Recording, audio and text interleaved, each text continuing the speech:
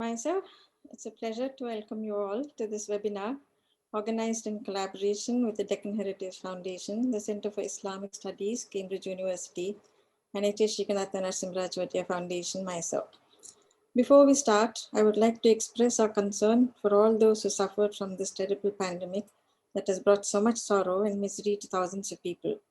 We hope that we'll be able to fight this new type of war and return to some form of normalcy. Our thoughts and wishes are with those that have experienced in this pandemic. This webinar is a little different from others as it is a conversation on the future of Deccan studies by two great personalities and authors pertaining to the history and the culture heritage of peninsular India, William Dalrymple and Dr. George Michell, with yet another Deccan authority, Dr. Helen Phelan, as mediator. William Dalrymple is a Scottish historian, writer, art historian, and curator, as well as broadcaster and critic. Just hold on 1 second. I think we have a bug. Oh, dear. Yes, Neil. We have a bug. Oh my God. Yes, it's just gonna take a second. We have to kick this person off. It's over. Keep going, Your Highness. Sorry. William Dalrymple is a Scottish historian, writer, art historian, and curator, as well as a broadcaster and critic. He was educated at Ampleforth and Trinity College, Cambridge, where he was first history exhibitioner, then senior history scholar. He has 3 honorary doctorates from the University of St. Andrews for his service in literature and international relations to broadcasting and understanding, from the University of Lucknow for his outstanding contribution in literature and history, and from the University of Aberdeen for his contribution to the writing of the history of India. William Dalrymple is a fellow of the Royal Society of Literature, the Royal Geographical Society, the Royal Asiatic Society, and is a founder and co-director of Jaipur Literature Festival. He has written many books and articles on varied topics, and his latest book is The Anarchy, A History of the East India Company. Dr. George Michell, a world authority on Indian architecture of all periods, and those of the Deccan in particular, is one of the most distinguished architectural historians alive today. George has documented the architectural sites of Chalukyas, Yadavas, Kakatiyas, Hoysalas, and has been a pioneer in all these domains. He has spent over 30 years researching and documenting the enormous ruined city of Hampi of Vijayanagar, among many other historical sites in the region. While focusing on their architectural achievements, he has also put on the map the architecture of Deccan sultanates, and his important work has inspired younger scholars to focus their work on Deccan. He is a co-founder of the Deccan Heritage Foundation in the UK and India, and is responsible for the truly informative and beautifully produced guidebook of Deccan Heritage Foundation. Dr. Helen Phelan is an archaeologist, scholar, and lifelong academic, done her master's in pre-Islamic art from School of Oriental and African Studies, University of London, and wrote a PhD thesis on Bahmani architecture in the Deccan at the same institution. Helen has participated in archaeological excavations, worked in Iran, Iraq, and Syria before focusing her intellectual interests on India. She wrote a groundbreaking book on the early Islamic ceramics at the Benaki Museum in Athens, where she was a curator for a number of years. In 2018, she co-authored with George Michell, The Islamic Architecture of Deccan India. Her work has focused on India and in particular the Deccan for the last 3 decades, and is a co-founder of Deccan Heritage Foundation in the UK, India, and USA. I had the pleasure of meeting Helen when she visited Mysore 2 years ago, and I recall the well-appreciated lectures on Hoysala and Kakatiya temple architecture co-organized by Deccan Heritage Foundation and HSW Foundation. I once again welcome you all for this webinar, and I hope you enjoyed the event. Thank you. Thank you very much, Your Highness, for your nice introduction, very warm and nice introduction. And I think it's time now to ask our two stars, George and William.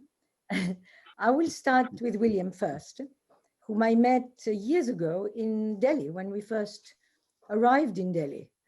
I remember very well. uh, Very good lunch at and the Oberoi, as I recall. exactly. And I've always enjoyed you and your wife, and I've seen each other over the years many times, and in Spezia, because you are a great traveler, and so I saw you there too. I wanted to ask you, William, when I met you, you had just, I think, finished your amazing book on the Holy Mountain, which I think is a book everybody admires and is one of the most wonderful books I've ever read on this parallel, of the past and the present. So I was quite surprised when finally you turned to the Deccan after having left Byzantium and northern India. And I wanted to ask you, what exactly attracted you to the Deccan? What made you abandon your I had a earlier very sheltered upbringing in remote provincial Scotland, and found myself through a whole series of accidents, aged 18, traveling around India, backpacking like millions of other backpackers have done before and will do in the future. But when I got to the Deccan, aged 18, I actually had my 19th birthday, sleeping rough in a temple in Hampi, long before I knew George or Jordan George's work. And I remember going out and bathing in the Tungabhadra, wandering through some rather boggy paddy fields to get to it. I totally fell in love with that region. And it was very clear even then, the degree to which the Deccan was unwritten compared to the North. And for every, for every shelf of books on the North, there was only ever one or possibly two rather dull Victorian volumes on the history of Golconda, and it was very clear that the Deccan was understudied. And I think very early on in my stay in India, around the time I met you, I was given a copy of Mark Zabrowski's Deccan painting. And for me, that was a transformative text. Mark wrote so incredibly beautifully, and was able to, not only did the book contain the very first color images, many of these pictures that had never been published, and introduced artists like Venkachalam and so on to us all for the first time. It also had beautiful prose, and he wrote so movingly about the spirit of the Deccan. And, I've got a little quote in front of me, which I've never forgotten. Whereas Mughal art has a generous dose of logic and verisimilitude behind its glamour, Deccan art revels in dream and fantasy. Few Deccan paintings record historical events or realistically portray their subject as Mughal art does. And it goes on. It talks about the dream and the fantasy aspect of Deccan art and architecture, and one can quibble with it, on a scholarly basis, whether these wide sweeping generalizations are valid or not. But it was an incredibly exciting book to read, and it made you aware that there was so much to discover, which hadn't been written, which was new, which was sitting in archives and museums and in the dungeons of the Salajung and so on. Waiting for scholars to publish and study, and so I've always been very thrilled. And specifically, White Mughals, I'd come, as you said, I was coming out of from the Holy Mountain. I'd spent previous 4 or 5 years in the Middle East, and we just went on a holiday to Hyderabad and went to visit the Osmania Women's College, the residency, and discovered for the first time the story that of James Kirkpatrick and Karen Nisa. And I was very moved by it and interested in it, and wrote a short article, maybe 1,000, 2,000 words from a newspaper about it.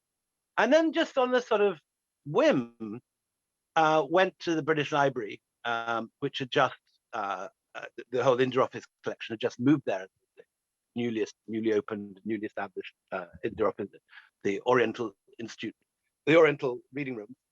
And I asked at the desk whether they had anything on Kirkpatrick, and it turned out that by pure good fortune, the entire Kirkpatrick letter collection had just that month been catalogued and put back on the open shelves, with a very detailed analysis of contents of every single letter over 7 years.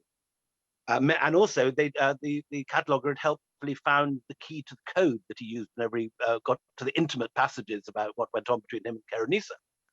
And they'd literally just been put on the shelves. And so I was able to access, before anyone else, just by pure good fortune, this incredible trove of early colonial life that was so different from what we expected. No sonotopes, no empire building shorts, no swagger sticks, no curzon, no similar lawns and smiling elephants. Instead, this picture of a white Mughal, of a Brit who had turned himself, had fallen in love with a particular Indian woman and Indian culture in general, and who had transformed himself and become, as it became clear quickly in letters, double agent, working against the East India Company for the Nizam of Hyderabad. And this love story, which in many ways, was a fluffy love story, turned out to have actually altered the entire history of the Deccan, because it was Kirkpatrick's relationship with Nizam and with Kerenisa, which allowed him to steer the Nizam's dominions into alliance with the East India Company, and so preserve it very autonomous from the company. And so while the Marathas went down, while Tipu went down, the Nizam's dominions survived until 1948, an Operation Polo. And this was so this was a very, very exciting entree, and it remains to date my only Deccan book. But I've just come back from a lovely trip around Badami and all the lovely Chalukya monuments, and I'm hoping to be writing soon again on this subject. Perhaps I can then ask George now, who really started his career with the Chalukyas. But you're absolutely right. I think India is, the Deccan is understudied. And I think it's wonderful that people like you, and with your wonderful subject, the choice of your subjects, make it much more accessible to a wider public. Well, I've learned all I know about it from both George and Mark Zabrowski. So I dwarf standing on the shoulders of giants. So. Well, they're both wonderful scholars. I'm sorry that Mark is not here amongst us anymore. But George, whom I met at university, I met him while he was beginning his Chalukyan exploration. So I wanted to ask him how did you come to the Chalukyas? Why did you decide to do your doctorate on the Chalukyas, having been an architect before? I wasn't a very happy or successful architect. I decided I wanted to learn more about ancient India and architecture, and I ended up at SOAS, where I befriended Helen, who was doing Islamic art, about which I knew nothing. And our friendship, I still remember Helen, almost on the eve of me leaving for India to begin my research, Helen having a party, and off I went. It was December 1970. So many years ago. I had my 26th birthday, arriving at Badami railway station with a trunk full of a drawing equipment, which I hoped to do with a couple of colleagues to measure up and study the temples at Badami and Patadakal that William has just mentioned. And that was my subject for my doctoral thesis. And in London, nobody had heard about Badami in the Deccan. They said, why do you want to study these temples? We don't know anything about them. And I had to get in front of a sort of panel of professors. And I had to explain that here in this peninsular part of India, under some special circumstances, was the largest group of properly preserved monuments in different styles, filled with architectural detail and fantastic sculpture, which had never been thoroughly documented. I couldn't claim they were never known before, but I really enjoyed studying them. And that took me right back into the 6th century with the caves, and of course 7th and 8th century with the other temples. And then some years later, having worked in other parts of India like Gujarat and Bengal, I had a big Bengal project, I had the idea that Hampi, Vijayanagara, was another one of those even less known places, and again arrived at New Year 1980.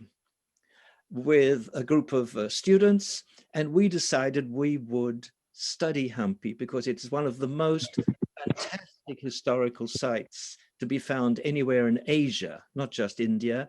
Anybody who's been there, I'm sure, would understand because of the the fascination of architectural styles and history in the Deccan. It's got something to do with where the Deccan is, I think, positioned between the north and south, between the two oceans. No part of India has this range of landscapes and architecture. I don't think we would claim that the Deccan has better architecture, but it has a greater range of architecture. Where else can you study rock-cut Buddhist monuments, early Hindu and Jain temples, the beginnings of Islamic architecture, which has this marvelous, unique style, and all the way through to the 18th century? Where else do you find something like the Hyderabad residency? I think these sites in the Deccan are extraordinarily rich from the point of view of architectural history. And William, of course, has found out all the personal history. So he works on the personalities. I work on the human, the sort of architectural elements. And we've still got discoveries to be made. There's still work to be done. We've learned lots. We've documented lots, we've published lots all between us, and Mark Zabrowski and I have actually put together a sort of textbook on Deccan Islamic sites too. You underplay the beauty of its text by calling it a textbook. It's a wonderfully well written book. Yes, I'm afraid not a stylist compared to either you or Mark, sadly. I can't write in that way, but at least I aim for, hopefully, approachable, it can be understood and it's full of information. And I think I'm a great believer that we have to reach beyond the very limited scholarly world of fellow, academics who write for each other. And it's one reason why I think we want our text to be read by people who visit the Deccan or use the text and then go to the Deccan. And I think in that sense, we've had some success. As you know, the foundation has sponsored a number of guidebooks. I've been involved in guidebooks as an author, as a co-author, as a manager. The most recent one is on Jain sites in the Deccan, but they go right back to Elephanta, to Badami, to Hampi, to Golconda. We have now, I think, more than a dozen guidebooks on the Deccan, and we could do more in the future, hopefully. So it's a long-term commitment. Helen is part of this story because she's also authored a guidebook on the Islamic sites and is now involved in a project to study early Islamic architecture in the Deccan. We're all caught up with this region and its history and its architectural history. I think I'd like to say I totally agree with this idea that the necessity of speaking outside the academy and interesting more people with this extraordinary history. I think there's a real problem in India that history textbooks there are so fantastically boring. The teaching of history has put people off history, with the result that myths have flourished. And until recently, there was very little of the situation that you get in Britain or America, where nonfiction and biography and history was available in bookshops, in well-written. There was no Indian equivalent to, say, Sir Stephen Runciman writing the history of the Crusades, something that anyone could pick up and enjoy. And the same sort of intelligent reader that might read a Vikram Seth or a Salman Rushdie would be able to pick up an intelligent history book. And these books were simply not available. The result that we have such sort of very distorted understandings of the Indian past flourishing. And then you've really got to go on Twitter to see some of the outrageous things people now believe about the Indian past and the and sometimes presented as a kind of endless war of civilization. And some of the most important work that you have done, George, I think, is the way that you and people like Phil Wagner have shown how Hampi was so marvelously interwoven with the Deccan Sultanate, and how far from being the site of this sort of apocalyptic Ragnarok, where Islam and Christianity faced off in this very hostile manner, that in fact the Deccan Sultanates and the kingdom of Hampi, the kingdom of Vijayanagar, and the sultans among the Hindu kings who ruled it, were part of the same world and shared styles of art, styles of architecture, ways of living, and were very much integrated into each other's lives. Oh, yeah, they shared so many aspects of their lives with each other. Same clothes, same rituals. When it came, of course, to the religious activities, that's the only part of their lives that they differed.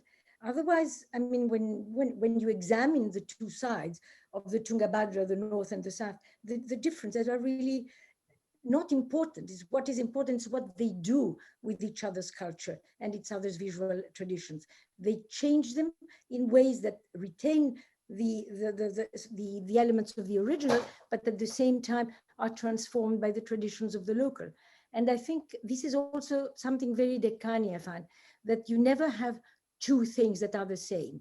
I mean, when you look at Deccani architecture, there aren't two monuments that are the same. When you look at Mughal architecture, I'm sorry to say so, once you've seen one, you've seen quite a few of them. While in the Deccan, you have such an amazing. It's even true way back in the 7th and 8th centuries. They were experimenting with different types of temple forms. You know, nowhere else do you see that in India.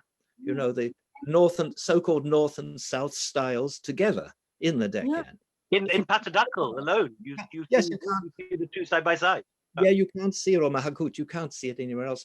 And I think that also from our technical point of view of studying, I was lucky to team up with an American archaeologist who had worked in the American Southwest. So he was used to rocky landscapes.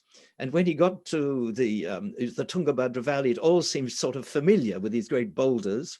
And so John Fritz, with whom I've worked at Humpy all these years, he developed what you might call sort of medieval archaeology into a sort of project. And that's where archaeologists also, not only authors of history, but archaeologists have also turned their back on the archaeology of these historical periods. Historical archaeology is something which we've tried to bring those techniques into studying these periods for which we have history. This is also where Humpy has been a very interesting site, because we've been able to do all sorts of studies on water management, or, you know, domestic architecture or palace architecture, things that you couldn't do in earlier phases. And I think this is where the Deccan offers us so many opportunities, or pottery, or God knows what. So Deccan is continues to be a very rich place for us. Can I ask you both, do you believe that your contribution, your work, has really changed the approach that one has towards the monuments of the Deccan and its cultural heritage? Your book, for instance, on the White Mughals, William, was it responsible for the interest that was a reason to actually restore the monument, and by the World Monument Fund, and the effect that it has had on Hyderabad? It has become one of the most, perhaps actually the most important compound we have. So that is, you know, kept well and is protected. And I was wondering whether, in fact, both your work and George's, who has worked so much on Hindu and Islamic, whether their work has affected the way we see and trying to preserve this heritage. What do you think? Well, there's a wonderful woman in New York called Elbrin Kimmelman, who George knows very well, who is strongly connected to both Hyderabad and the World Monuments Fund. And it was her rather than me who first brought the residency to the attention of the World Monuments Fund. And she who did a lot of the early, but the book, when the book came out, there's no question that it was an international bestseller and sold 500,000 copies. So people got to know about the residency much more widely. And one of the people that bought it was a generous donor to the World Monuments Fund, who wrote a check for £1 million, which was he wants to remain anonymous, so I won't say his name, but he really single-handedly is responsible for the fact that this project is now very nearly reaching completion. And I thought for years that it would never happen, that it would the money was too much, and the and the state of the building was too bad, and it was going to collapse sooner or later. And I can't believe that it now looks as if it was built yesterday. You have some nice pictures of it, I think, Eleni, to show me. Can we show some pictures? Or how do I? Perhaps we should share the screen now, Ellen? Yeah, yes, I know. We're trying to find where share the screen is. Where is share the screen? Just at the bottom of your screen. Stop view, leave participants, share screen. Okay, there we go. Okay. First over to George. Sorry. Yes, we start with Humpy, but then we go to. Sorry, I need to. Okay, here is the residency. So this, I think, was before restoration. Go ahead. For those that maybe don't know the story, Hyderabad was probably the weakest of the 3 or 4 powers in the Deccan in the 18th century. The Marathas were the most powerful, followed probably by Tipu Sultan, and Hyderabad was very much the least militarily successful of those. And a diplomatic alliance forged by a British resident called James Achilles Kirkpatrick, who actually married and converted to Islam to marry his beloved. I've got a picture beside me. This is Karenisa Begum, who caught Kirkpatrick's heart. And we have an incredible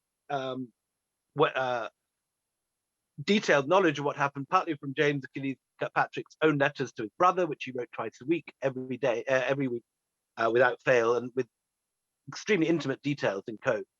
But we also know it from Karenisa's point of view, as her cousin was an Iranian traveler called Abdul Latif Shushtari from Shushtar in western Iran. And he was horrified by this alliance and wrote a very grumpy book called Tufatul Alam, where he's very rude about both India, Kirkpatrick, and Karenisa. But anyway, it gives us a very clear vision from 2 different angles of what's going on. And in the course of this, the East India Company and Hyderabad state allied, and the Nizam, to recognize the new relationship, authorized the building of this enormous building, which is a similar date and similar plan to the White House in Washington. And it turns out from Kirkpatrick's letters that he built it himself. It was always thought to have been built by and planned by an architect attached to the mission. But it seems as if Kirkpatrick just brought along some copies of Vitruvius Britannicus and knocked this plan out himself, according to his own letter. And then behind it, he built a second building for his wife, the Rang Mahal. And there's recently turned up this rather gorgeous picture, which has never been published, which shows what the Rang Mahal looked like in its heyday, with Henry Russell, Kirkpatrick's assistant, sitting amid it. And the ruins of that still lie at the back of the residency. And one of the things that the World Monument Fund has done in extraordinary restoration is to dig the foundation of the Rang Mahal and reveal its plan. It's an extraordinarily successful conservation project, and the World Monuments Fund has done an extraordinarily brilliant job. It's now a model for similar projects in the future. But the Deccan Heritage Foundation has played its role too, Eleni. Yes, it has. But let me go first with the images of the residency. So, and then we, what happens now? At the bottom, I think, is the arrow. Yeah. Okay. Yeah. And now, well, it's going to be, it's not going to look like this at the end. That just with the first layer of mortar. That's, go ahead, William, because that's your building. So this is one side of the residency building. The main block was built beginning, I think, in 1802, and it was completed after Kirkpatrick's death by the next resident, George Sydenham, who completed it around 1810. And what's extraordinary is there were, of course, no European builders in Hyderabad state. Everyone was living in Mughal-style buildings and Deori courtyard houses. In Kirkpatrick's letters, it talks about the sending up from Madras of what Kirkpatrick describes as masonry architects. And so these were Indian builders who were skilled at building in classical East India Company styles. And so between them, these Indian architects working with Kirkpatrick's plans, copied from Vitruvius Britannicus, built this very, very magnificent building, which then went on to influence the future course of Hyderabad architecture, because first Mir Alam, then the Nizam built similar buildings based on the residency themselves.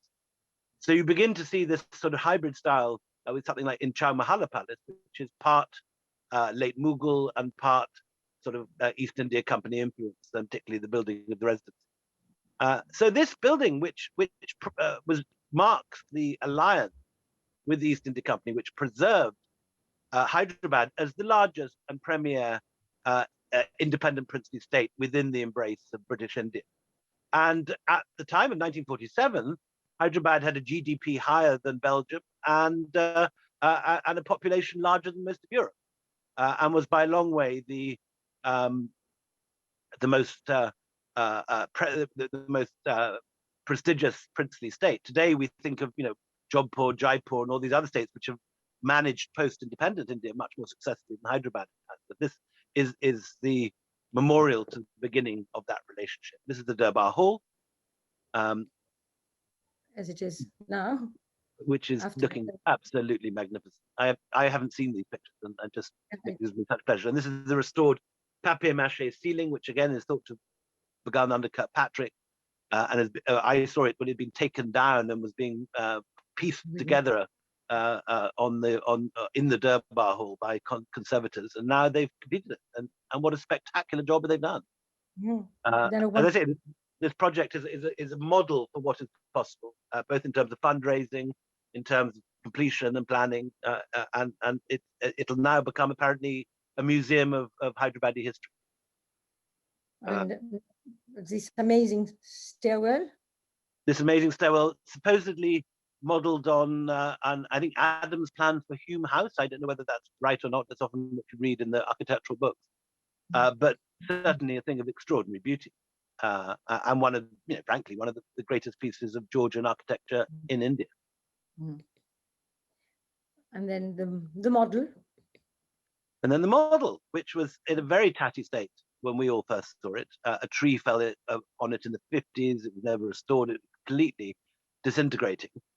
And now it's miraculously returned to life. And this is all the pieces that Elbrun has collected. Elbrun Kimmelman had collected of the model, and which we found, and we used to restore the model. And so the story always was that there were two stories. One was this was a doll's house built for Kirkpatrick's children to play in. Saab Begum and Saab Alam, the two kids who eventually went off to England and became Kitty and George Kirkpatrick. And Kitty then led her own extraordinary life.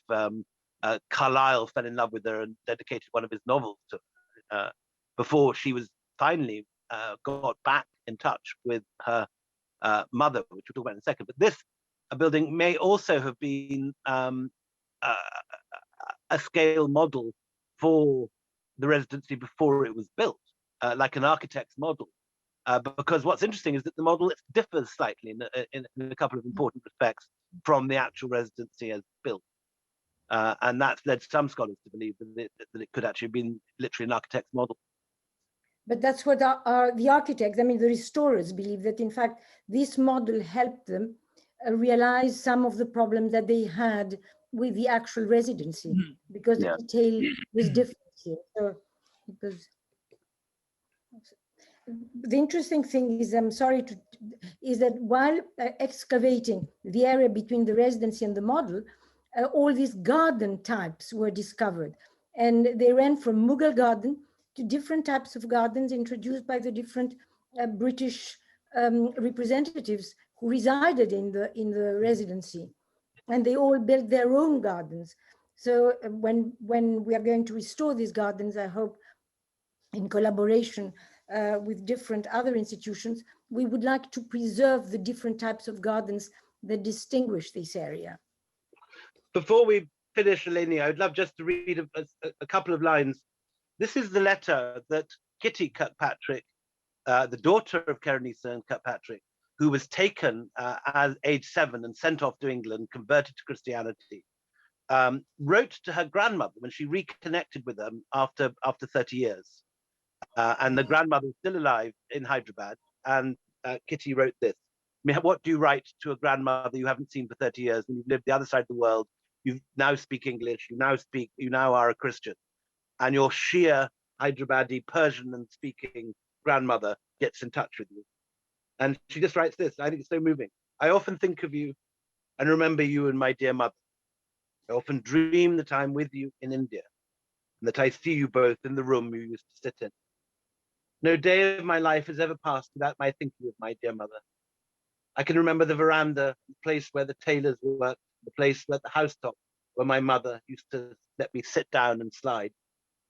When I dream of my mother, I am in such joy to have found her again that I awake, or else I am pained in finding that she cannot understand the English I now speak. I can well recollect her cries when we left her, and I can see now the place where she sat when we parted, and her tearing her long hair. What worlds I would give to possess one lock of that beautiful and much loved hair. How dreadful to think that so many, many years have passed when it would have done my heart such good to think that you loved me. And when I long to write to you and tell you these feelings that I was never able to express, a letter which I'm sure would have been detained. And now how wonderful it is, after 35 years, that I'm able for the first time to hear that you think of me and love me, and have perhaps wondered why I did not write to you, and you have thought me cold and insensible to such near dear ties. I thank God that he has opened a way for me to make the feelings of my heart known to you. Will this reach you, and will you care for the letter of your grandchild? My own heart tells me you will. May God bless you, my own dear grandmother." And Kerenisa, in fact, died in this place where the residency model now is. She died back in the Rang Mahal, having had her heart broken by the rotter, Henry Russell, who is sitting at the center of this picture. To return to this, he seduced her, then dropped her and left her to die in Masulipatam. So this whole beautiful story, in all its amazing archive, survives, and now the residency has survived too. So it's a wonderful moment in history where we have all the details, all the art, all the architecture, and an entire archive from both sides come together. And this is the model, the model as it looks now. And where, unfortunately, when we finished with the model, this was the work of the Deccan Heritage Foundation and 2 donors, one a Greek donor from New York, Irene Moskalaidis, and Gregory, and who gave the money to restore the model. The interesting thing is when we restored the model, we asked the school whether they would be willing to protect the model so that there's no damage. Soon after the model was completed, we discovered that the girls from the students from the Osmanic University used it as chairs or as stools and sat on it. And of course, part of the model was damaged, seriously damaged. We had to redo all the damages, to repair all the damages. And then we now have protected it so that nobody can approach it. Otherwise, it would have been completely gone. So there are 2 aspects of preservation. Is also the aspect of education. So the next... I love the thought of Kitty as a girl playing here. We actually have a letter from Kirkpatrick asking for someone to send some dolls from Calcutta. And you can imagine Kitty playing here with her toys in 1805. Look at the back. So as Kirkpatrick was connected to the British, the cemetery in Hyderabad was also restored with the help of the British Association of Asian Cemeteries. And here it is, that's the way it was. And this was a collaborative work between the Baksa and the DHF. And now No. I'm going as fast as I can because time is passing. The wonderful project. Look at that. It's a wonderful project. I'm sorry. And so for you to see that, you know, so it's completed, almost completed now. And I want to ask George whether his work has contributed in creating an awareness about the value of this heritage for the local communities and India in general. I know you've written tons of books, and your book on the royal architecture and the courtly architecture of the Vijayanagar kings, where you relate to what is happening across the river. It is so important. So I was wondering whether you can say what you feel about the role of your work in the preservation of this heritage.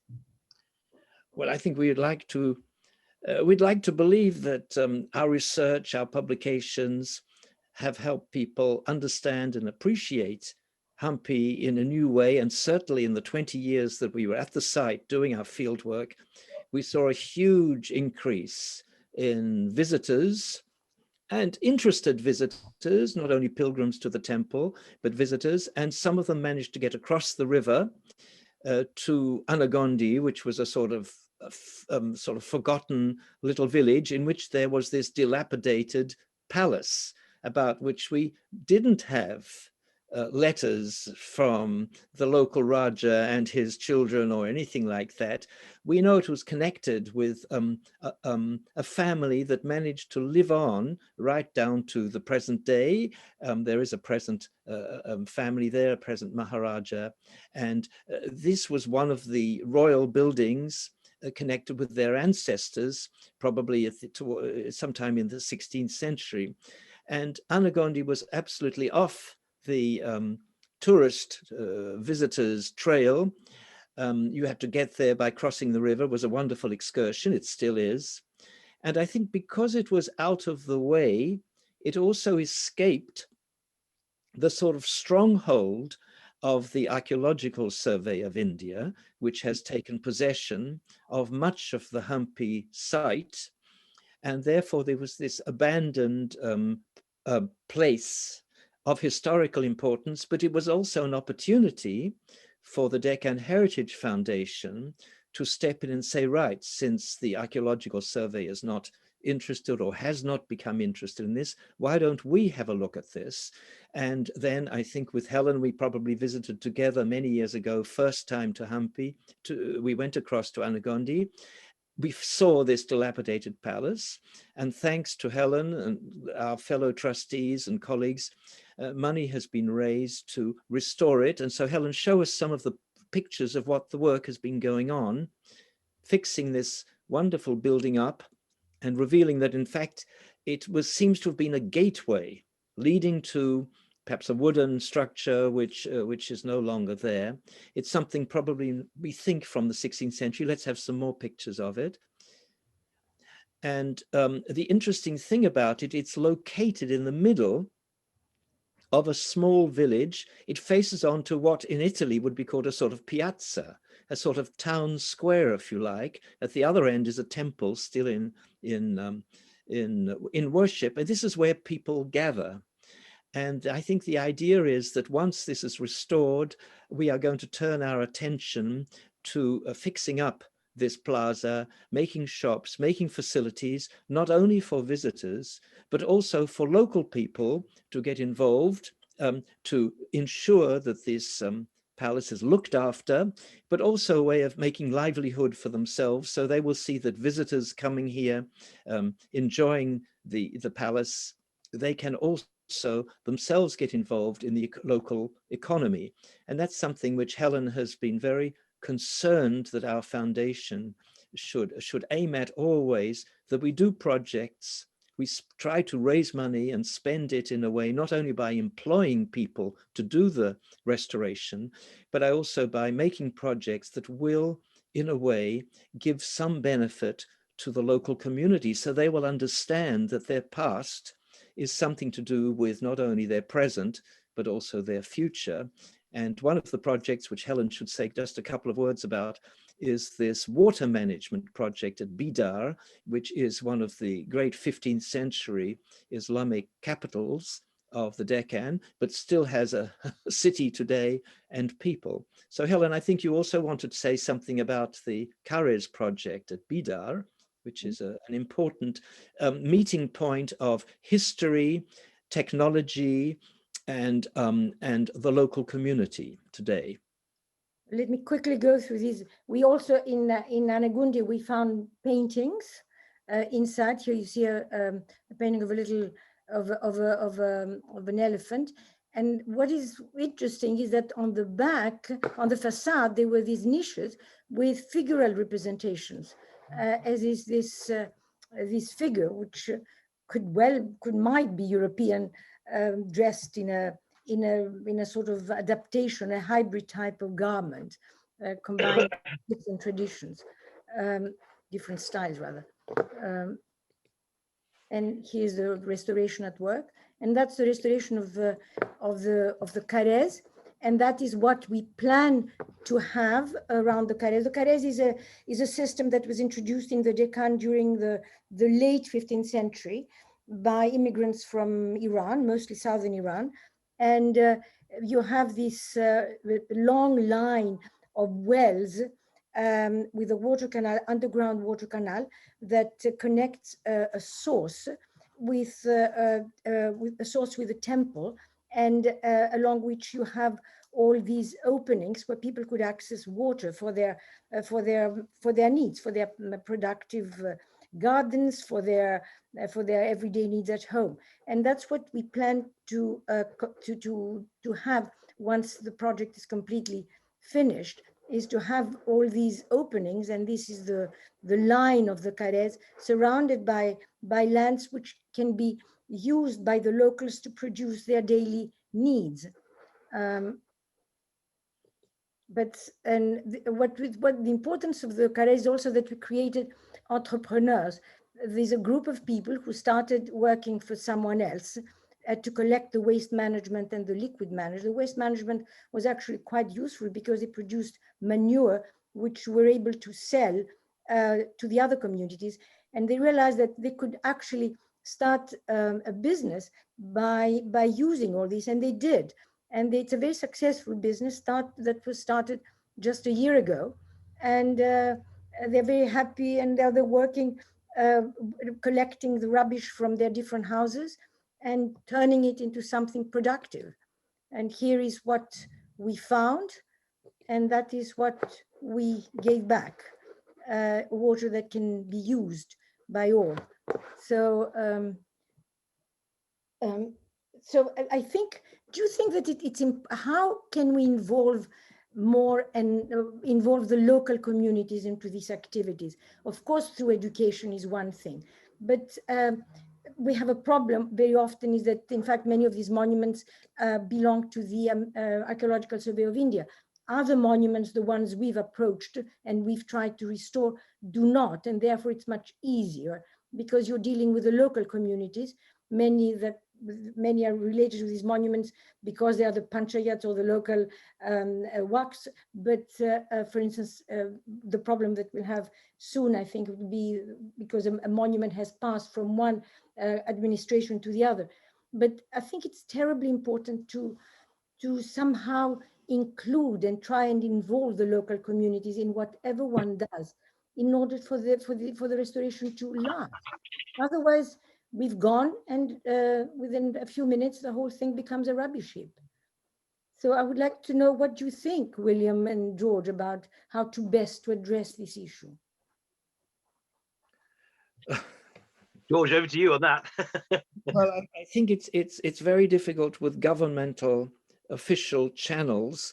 They really don't want to be educated. It's very hard with the Archaeological Survey and the state archaeology people. The younger generation, I think, would be. I think they have policies and fixed ways of doing things. And as William knows, once a fixed situation is in place, it's very difficult to rethink and reconsider This is not only true intellectually in terms of historical attitudes, but it's attitudes towards monuments and dealing with monuments. And I myself think what's very important is a way of involving the people like the temple committees or the Waqf committees who are in charge of religious monuments. They are very uneducated about the value of their monuments. All of us despair when we travel in India. We see these marvelous early things with electric wires, fluorescent tubes, a complete disregard for the value of things of the past. And And there was then a terrible tragedy last week when this superb temple in Himachal, Devi Koti, which is the kind of Sistine Chapel of Pahari art, was, as they say in the parlance, concretized. And these extraordinary paintings have been very, very severely damaged by local community who are trying to, as they saw it, improve there. But there are no laws in place. There's not sufficient money or governance to protect these things, and extraordinarily beautiful monuments, which anywhere else in the world would be a major source of tourism and revenue for the local people, are just torn down and replaced with something very ordinary and concrete. But nobody had taken time to educate them of the value of these things. So they just thought if you concreted, I mean, as you know, in Tamil Nadu, I can't tell you how many ceilings have been ripped of their original paintings of the 16th and 17th century to make new paintings. Nobody said, but the old paintings are valuable, they are worth restoring, and local people can be involved in these projects. So education, I think, is very important, because these people don't understand what they have, what they're supposed to be looking after. So, what I think is important is what you said, both of you said earlier as well, that in fact it's not simply education; it's an education that will reach a greater public, not simply the intellectual or the specialist, but beyond, because these are the ones that will preserve this heritage. So I think a change in that in the big cities. I think, for example, in Delhi now there are very regular heritage walks, which are very popular. Often sell out in minutes, and so there is a growing interest, a growing fascination with history. It's just getting that education more widespread before everything's torn down and replaced with concrete. Well, you have to remember that India is not really different to other places. William, you're too young, and even I'm a little bit too young to think the destruction of London in the 1960s. Sure. When the people here in Britain go on about other countries, but what was pulled down in London? And when I moved to Covent Garden, it had just been rescued from destruction of building a high tower in the middle of the marketplace. It was a project from the 60s. So what is the process by which you then become aware of the value of the past, and you realize how it can be used for the present and the future? So, every country goes through this process. Very good point. I would like to thank you both, because I think we have lots of questions. So I would like, and lots of subjects we've tapped into a little bit. And so I'm sure that you'll be able to develop more of your ideas when Vivek, who is now going to take over, is going to open our chat box.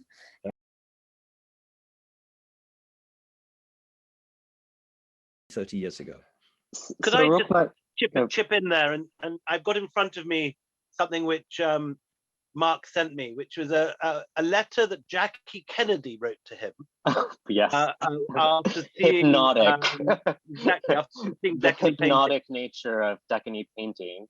I'll just read a couple of lines from it. This is Jackie Kennedy on Deccan painting, writing to Mark Frost. She says, "The Indian painting I thought I loved before seems obvious to me now. The wonderful thing about your book, the writing, is that it really leads you to the subject. It's so much more scholarly. It's much more than scholarly. It's truly hypnotic." We had an evening with the old nobleman in the Nizam's court when I went to Hyderabad, she wrote. Men with long white hands, transparent like alabaster. They recited Urdu poetry. One of them, a former ambassador, still sends me translations to English. The hereditary prime minister had his own lime groves, such inbred trees that their leaves are translucent, and the pan made with them is unlike any other. to see them making it from a beautiful case and offering it to you. There were 3 ancient classical musicians playing in the moonlight, and they, the noblemen, were speaking of how it was all disappearing, that the youth didn't appreciate the ways of their old culture. The great chefs were being taken to the Emirates. This over-civilized, this rarefied Deccan world, you could feel it, but you knew it was too rarefied to survive. Yet you felt so fortunate to be able to sense for those last hours what it had been. When I had your book, I understood it, and what it had been at its zenith. I often think that I love the periods in art when you know that it cannot last, when it has become over-civilized. Deccan painting with its dreamlike, visionary, hothouse quality gives you those feelings. Oh, what a great